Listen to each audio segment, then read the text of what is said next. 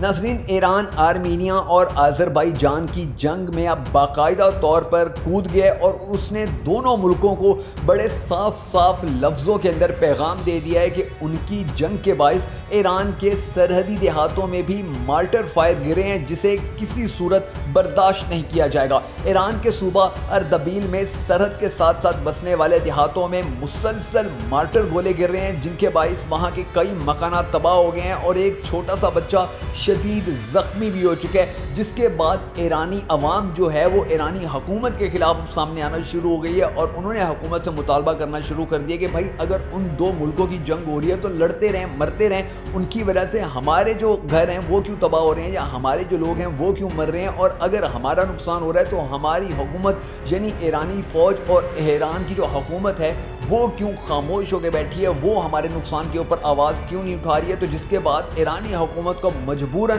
ان دونوں ممالک تک یہ پیغام پہنچانا پڑا ہے کہ آپ لڑتے ہیں، آپ مرتے ہیں، آپ ایک دوسرے کا نقصان کرتے ہیں، ایک دوسرے کو تباہ کرتے ہیں یا ایک دوسرے کو بالکل ختم کر دیتے ہیں، جو مرضی کرنا ہے آپ لوگ کریں، لیکن ہمارے ملک میں نقصان کرنے سے پرہیز کریں۔ اور اگر اب کسی بھی ملک کا مارٹر گولا یا کسی بھی ملک کی طرف سے کوئی بم ہمارے ملک میں یا ہماری سرحد میں یا ہمارے سرحدی دیہاتوں کے اندر گرا تو پھر اس کا انجام برا ہوگا، اور کسی بھی ملک کی جانب سے اگر گولا یا کچھ بھی آیا تو ہم اس کے خلاف کارروائی کریں گے۔ یعنی کہ پہلے پوری دنیا یہ سمجھ رہی تھی کہ آرمینیا کے خلاف ایران کھڑا ہو جائے گا اور دوسری طرف آذربائیجان کا ساتھ دے گا، کیونکہ آذربائیجان ایک اسلامی ملک ہے اور ایران بھی ایک اسلامی ملک ہے اور ایران نے ہمیشہ اسلامی ملکوں کو سپورٹ کیا تھا، مگر پوری دنیا کے یہ اندازے غلط ثابت ہوئے ہیں، کیونکہ ایران جو ہے وہ اپنے مفادات دیکھ رہا ہے اور روس جو ہے وہ آرمینیا کے ساتھ کھڑا ہوا ہے۔ ایران اور روس کے بڑے گہرے تعلقات ہیں اور اس کے ساتھ ساتھ ان کے جو معاشی پیکیجز ہیں، ایک دوسرے کے ساتھ جو معاشی معاہدے ہیں،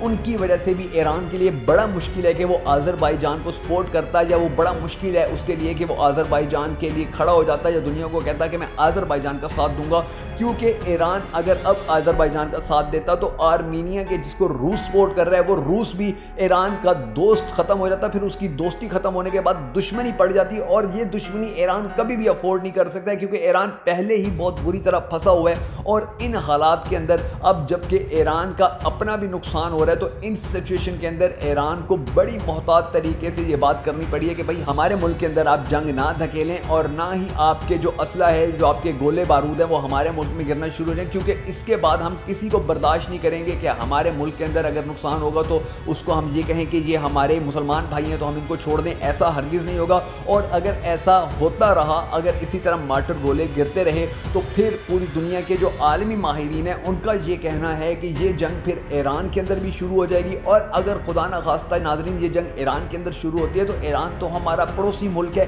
ہماری سرحدیں جڑی ہوئی ہیں، تو پھر وہاں سے اس جنگ کو پاکستان آنے میں بھی دنیا کی کوئی طاقت نہیں روک سکے گی۔